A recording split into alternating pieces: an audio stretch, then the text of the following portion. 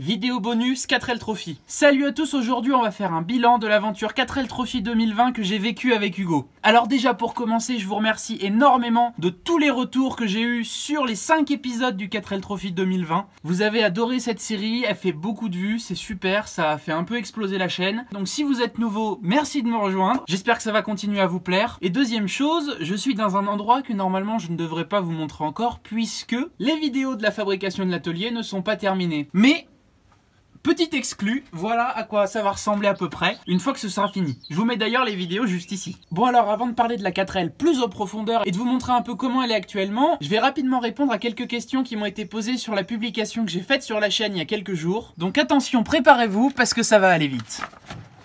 Du coup, vous avez mis des pneus route sur la 4L. Alors oui, on en a mis puisque les pneus crampons, ça ronfle énormément sur autoroute. Et au 4L Trophy, il y a maximum 1000 km de piste. Donc ça veut dire qu'il y a 5000 km d'autoroute. Et puis la 4L roule très bien comme ça. Et on n'a pas du tout crevé alors qu'on n'avait pas des pneus à crampons. Est-ce que l'essence est prise en compte? Alors pas du tout. Nous, ça nous a coûté 800 €. Mais ce qui est sympa, c'est que sur les bivouacs, le litre d'essence est à 1,10 €. Salut! Est-ce difficile pour le sponsoring? Alors c'est pas difficile mais faut pas se décourager et faut s'accrocher. Nous on en a contacté plus d'une centaine par mail et par téléphone. D'ailleurs je vous mets une petite vidéo juste là où j'en ai parlé. Quel était ton budget pour cette aventure? Exactement 8521 €. On a autofinancé 3000 €. On a réussi à récolter 2000 € de la famille et des amis. Et puis le reste, les 3000 € qui manquent, c'est les sponsors. Que va devenir la voiture? Si tu devais le refaire, tu le referais différemment. Restauration, préparation. Alors la voiture je la garde, c'est ma voiture de tous les jours et j'ai fait plus de 30 000 km avec. Et pour ce qui est de la refaire, c'est dans les tuyaux puisque un de ces quatre va arriver la série Prépa 4L 2.0. Amortisseur, pot d'échappement, châssis, moteur, il y a du très lourd en préparation. Facile la route et la conduite dans le désert. Alors la conduite c'est comme sur la route, sauf que là il faut rouler à 30 parce que sinon tu casses tout. Mais en vrai c'est trop stylé, c'est beaucoup trop bien, voilà. Toilettes et douches dans les bivouacs. Que pensez-vous des bivouacs, douche, nourriture, toilettes, sécurité? Alors le bivouac en général c'est pas mal, mais il y a que à Merzouga en gros où il y a des toilettes et des douches. Et pour le reste c'est à la one again. Pour la bouffe, quand il y en a, c'est vraiment pas mal. Et puis pour la sécurité, bah c'est comme partout, faut pas laisser ses affaires sans surveillance. Comment se passe le contrôle technique pour une 4L au niveau des normes anti-pollution? Désolé si ça a pas trop de rapport avec le 4L Trophy. Effectivement ça n'a pas de rapport, mais nos problèmes, le contrôle technique pour les voitures c'est en fonction des normes de l'époque où la voiture est sortie. Donc pas de panique. Comment vous faites quand vous avez une panne moteur dans le désert? Est-ce qu'il vous passe des pièces mécaniques que vous n'avez pas, style joint de culasse? Alors avant de partir, le 4L Trophy t'envoie une liste des pièces essentielles à avoir dans ta 4L, notamment le joint de culasse. Et pour le reste, sur le pôle mécanique, ils ont de quoi refabriquer des 4L entières, donc pas de soucis. La bouffe et l'hôtellerie des 2 premiers jours sont-ils pris en compte par le 4L Trophy ou c'est vous qui devez ramener à manger pendant une semaine? Alors là, ne rêve pas, c'est toi qui fournis. Et surtout, pense à prendre de l'apéro sur toute la durée du voyage parce que là, il n'y aura pas possibilité de recharge et ils en fournissent pas. Les pièces méca de l'assistance du 4L sont-elles gratuites ou payantes? Part du principe que tout est payant au 4L Trophy, le seul truc qui est gratuit et qui est vraiment bien, c'est la main d'œuvre des mécanos. Ils vont faire un boulot monstre pour que dalle. Tu devras juste fournir les pièces et aller en acheter s'il y a besoin. Salut, pourquoi as-tu remis la ligne d'échappement d'origine? Sinon, magnifique vidéo, bon boulot. Déjà, merci. Alors, la ligne d'échappement, j'en ai pas parlé en vidéo parce que je trouvais pas ça important, mais vous avez dû le voir dans une vidéo précédente, je me suis fait voler des affaires dans la 4L, je vous mets la petite vidéo juste là, et du coup, je l'ai revendu pour avoir un peu de sous pour pouvoir continuer à vous faire des vidéos comme aujourd'hui. J'avais besoin de racheter un peu de matériel, donc je me suis séparé de certaines choses qui n'étaient pas vraiment utiles à mon utilisation de la voiture ou dans la vie. Voilà, c'est comme ça. Comment as-tu fait pour faire des ailes à retirer facilement? Alors tout simplement, j'ai coupé les ailes arrière et j'ai fait une petite platine à rifter pour pouvoir le refixer à fleurante comme à l'origine. Mais on en parle un peu plus dans quelques minutes. Avec du recul, quel équipement ou adaptation tu ajouterais à la 4L? Alors ça, je peux pas trop vous en dire, mais vous verrez au fur et à mesure dans la série qui va arriver Prépa 4L 2.0. Mais promis, la 4L après, ça va être une vraie killeuse. Et dernière question, salut, comptes-tu vendre ta 4L? Eh bien du coup, non, parce que c'est ma 4L de tous les jours et parce que il va y avoir Prépa 4L 2.0 bien sûr. Et petite question bonus, les filles sur le raid, on veut une réponse détaillée. Alors elles ont des cheveux, un visage, un corps, et le plus important je pense,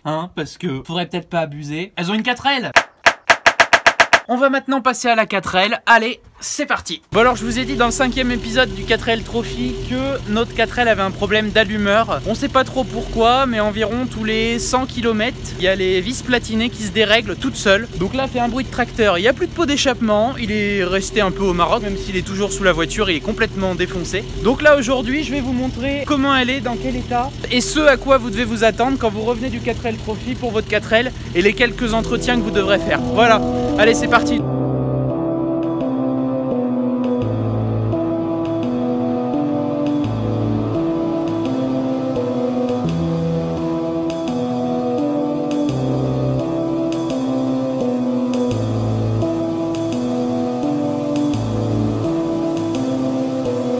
Petite info importante, ça fait à peu près 2 mois qu'on est revenu du 4L Trophy. C'est pas bien, je sais, mais je n'y ai pas touché. Donc, toute cette crasse bien dégueulasse, ça vient encore du désert, il y en a partout. Donc dans le moteur il n'y a rien eu de spécial, il est plutôt propre. Les seuls problèmes qu'on a eu, c'est la courroie de l'alternateur qui à haute vitesse fait clignoter la lampe alternateur sur le tableau de bord. Je pense que c'est les charbons qui sont morts ici là. Il doit y avoir un problème de contact à haute vitesse. Et ce qui nous a fait le plus chier, c'est ça là. Le doigt d'allumeur avait totalement fondu, ce qui fait que le calage à l'allumage n'était pas bon du tout, puisque le doigt il était décalé de au moins 30 degrés, ce qui fait qu'il n'y avait plus d'allumage tout simplement. Ensuite la sonde de température, elle nous a bien servi, même placée sur une durite. Bon, la température du moteur est un peu approximative, mais à 90 degrés, on mettait un coup de ventilo, ce qui permettait de bien refroidir le moteur, et voilà. Globalement, tout ce qui est système électrique et tout ça, ça nous a bien servi également. On n'a pas eu de soucis avec. On avait fait une installation plutôt bien, donc ventilateur, manomètre. Ça, c'est une petite lampe sur le toit, juste là.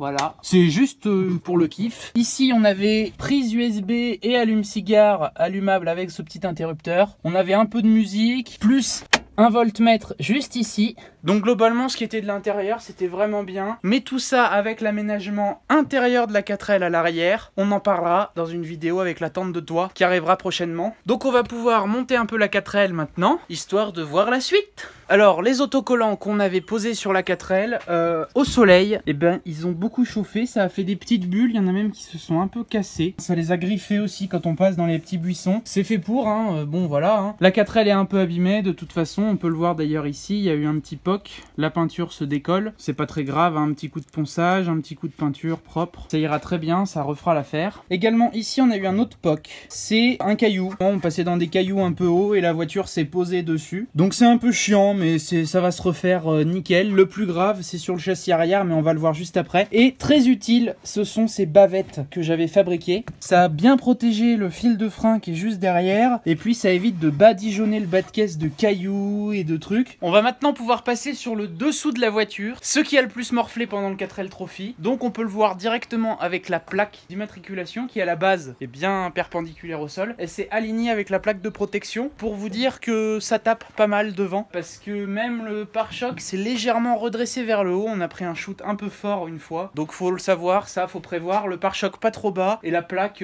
faut peut-être pas la mettre là, plutôt dessus. À avoir trouvé une solution quoi. Voilà. Ensuite, ici, c'est la plaque de protection moteur. Maintenant, tout le monde en met une. C'est presque devenu une norme. La nôtre est en aluminium, donc elle est plus légère qu'une en tôle. Mais par contre, elle est indispensable. Ici, on a défoncé la plaque sur un caillou. La voiture s'est arrêtée net dans un bac à sable. Il y avait un caillou, on l'a pris de face. Et même l'anneau de remorquage qui est intordable, hein, qui ne bouge pas, il est devenu complètement ovale, il s'est tordu. Mais prenez-en une, c'est indispensable. Franchement, ça nous a sauvé notre aventure. On aurait défoncé la boîte de vitesse, le châssis. C'est quelque chose de très important. Deuxième chose sur ce train avant qui nous a fait un peu chier, c'est les cardans. On a voulu absolument en mode d'occasion, parce qu'on s'est dit des neufs, nanana, patati. Bah en fait, ça nous a posé des problèmes. Au moment du départ, on a repassé 3 heures à refaire un cardan parce qu'il s'était mal réemboîté, ça avait foiré en roulement. Donc on a rechargé un cardan, donc tout redémonter le train avant. Enfin bon, la grosse misère. Et franchement, lésinez pas. Si vous pouvez mettre des cardans neufs, faites-le. Donc revoilà les bavettes également de ce côté-là. Pensez à peut-être pas trop la mettre près du pot d'échappement parce que quand il se déboîte, eh bien ça vient fondre sur le pot d'échappement. Pour ce qui est des roues, on a fait le choix de mettre des roues d'origine entre guillemets parce que c'est pas du tout des roues d'origine. C'est en fait des roues de remorque qui sont plus larges que des jantes d'origine, donc qui sont aussi larges que des jantes de Renault 5 Alpine en alu. Donc nous on a fait le choix également de mettre des pneus de taille origine dessus, des Falken. Ils sont vraiment extraordinaires et le look est vraiment sympa. Déjà ces jantes là c'est des jantes de remorque, donc l'acier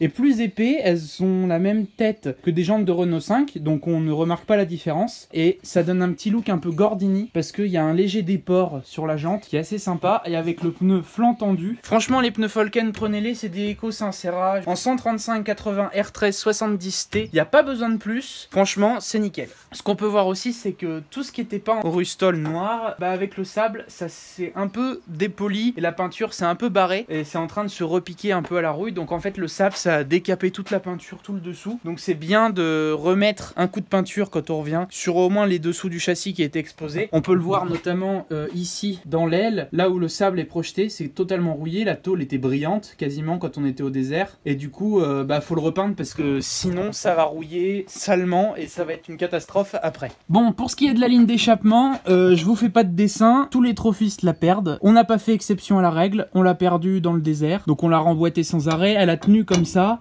Mais les gaz d'échappement sortent d'ici et plus du tout de derrière. Et de toute façon, à l'arrière, le silencieux est niqué. Il est plié et percé. Il a bien tapé partout. Donc bon, c'est pas très grave. Mais faut le refaire. Et c'est pour ça que Prépa 4L 2.0, il y aura aussi un petit peu d'échappement. J'ai des petites idées. Vous allez voir, il n'y a pas de souci. Alors là où ça a bien morflé également, surtout pour nous, parce qu'on n'a pas décidé de décranter l'arrière de la 4L, même l'avant d'ailleurs. Donc pour nous, ça a bien tapé sur la protection de réservoir. Elle est bien défoncée ici, là, elle est bien enfoncée. Elle a bien servi, il la faut, il n'y a pas de souci. Et là où on a eu de gros problèmes, vous l'avez vu dans la vidéo, c'est notre train arrière ici qui s'est découpé. Donc ça a été super bien repris. On remercie beaucoup Alain qui nous a fait cette soudure magnifique en plein milieu du désert. Donc ça tient maintenant, malgré que ça se soit condamné, c'est soudé au châssis. Il va falloir tout reprendre, décaisser la 4L et reprendre tout ça. On peut voir également que le bas de caisse du coup a été voilé comme ça pour souder derrière. Mais ça c'est pas très grave, c'est le moindre des soucis. Pour ce qui est de la préparation des ailes, il y a quelqu'un qui m'a posé la question. Donc voilà ce qu'on a fait. En gros, on l'a coupé ici l'aile,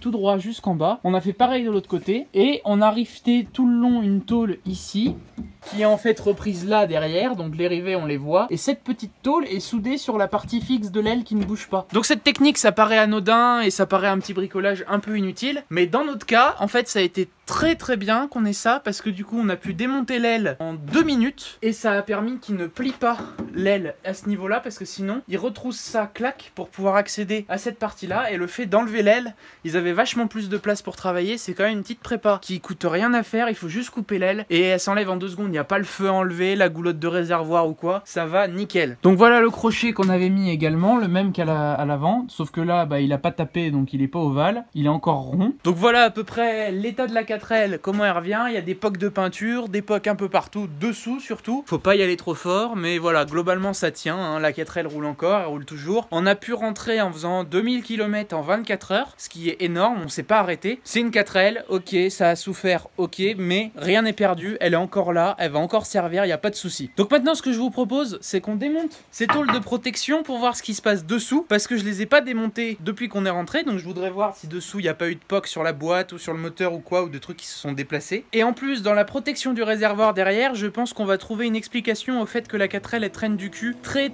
salement. Voilà, donc on va démonter tout ça et on en parle après.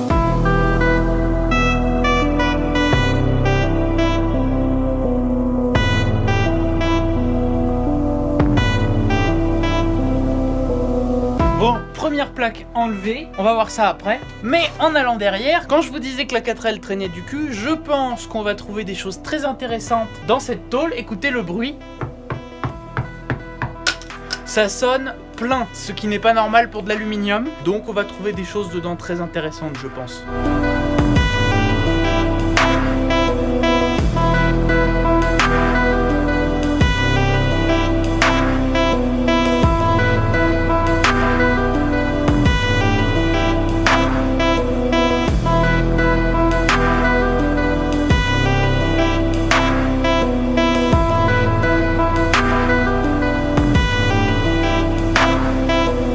Et nous revoilà une fois que les plaques ont été démontées. Alors j'ai regardé un petit peu. Bah globalement c'est plutôt propre, hein. Donc ça a travaillé, hein. C'est un peu tout tordu. On peut le voir sur celle-là, il y a un gros poc ici. Elle est toute tordue ici. Elle a des gros shoots. L'alu est bien plié un peu partout. Et puis là j'avais remis un petit tube qui permettait de rigidifier la traverse basse du moteur et de protéger la barre anti-roulis là. Et ben ce tube il a été explosé sur le côté. Alors que bon c'est quand même du gros tube. Mais globalement tout ce qui est moteur, tout ça c'est bien poussiéreux, mais bon bah ça va le faire, hein. Pour ce qui est de derrière, vous avez vu que j'ai un peu galéré à retirer la trappe parce qu'en fait les boulons ils étaient très inaccessibles, on avait eu déjà beaucoup de mal à les mettre. Donc pour les enlever j'ai fait des petits trous juste dessous pour pouvoir passer la clé. Voilà, les pattes derrière ont pas bougé, c'est nickel. Et par contre ce qui est bon signe, c'est que il n'y a aucun coup dans le réservoir, il est pas déformé, il s'est rien passé de dramatique dessus, il est pas perforé. Donc la tôle a fait son job, c'est parfait. Je pense que c'est mission accomplie pour ces plaques. Et c'est vraiment utile parce que si on n'avait pas eu, surtout avec le problème châssis qu'on a eu, on a passé notre temps à taper le réservoir par terre et si on n'avait pas eu la tôle, le réservoir aurait été perforé et l'aventure finie pour nous, je pense. Par contre, je m'en doutais un peu, mais il y avait une petite surprise dans la tôle de protection de réservoir. Je vais vous montrer ça. Voilà. Donc là, je pense que je mentirais pas trop si je disais qu'il y avait entre 20 et 30 kg de sable, du désert bien sûr, et surtout, il est compact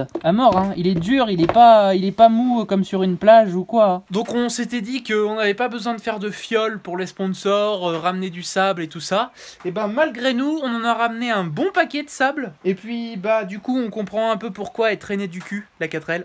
Mais c'est pas très grave, on est content d'avoir découvert ça, il faut le savoir. Mais voilà globalement à quoi ça ressemble une 4L qui revient du 4L Trophy. Il y a quand même des choses à revoir, le moteur est plutôt fatigué, l'allumeur est à revoir, les trains roulants sont également à revoir, tout ce qui est roulement, frein, cardan, faut tout passer au peigne fin parce qu'il y a du sable partout. Bah voilà, il y a un peu de boulot, donc on va s'occuper de ça, c'est la prépa 4L 2.0, il y a du très lourd. Cette 4L, normalement, elle repart l'année prochaine au 4L Trophy 2021 si tout se passe bien. Voilà, j'espère que cette petite vidéo vous a plu. Si vous attendiez que je parle de la tente de toit et de tout l'aménagement qu'on a fait, je vous invite à vous abonner parce que la vidéo va sortir très prochainement où je vais vous présenter tout ça en détail. Vous allez tout comprendre et pouvoir refaire la même chose chez vous. Voilà, donc moi, j'espère que ça vous a plu. Laissez votre pouce bleu, votre commentaire, abonnez-vous, suivez-moi. On se retrouve très bientôt dans plein de vidéos super extraordinaires. Moi, je vous dis à très bientôt. Allez, salut! Je suis dans ma R4, 4, 4, 4 en mec bien. Je suis dans ma R4, 4, 4, 4 En sabot. Je suis dans ma R4, 4, 4, 4 En mec bien. Je suis dans ma R4, 4, 4, 4 Et ouais. Je sais tirer même qu'une fois je l'ai plombé. Il avait ses fesses sur ma caisse. Faut pas me chercher, couteau.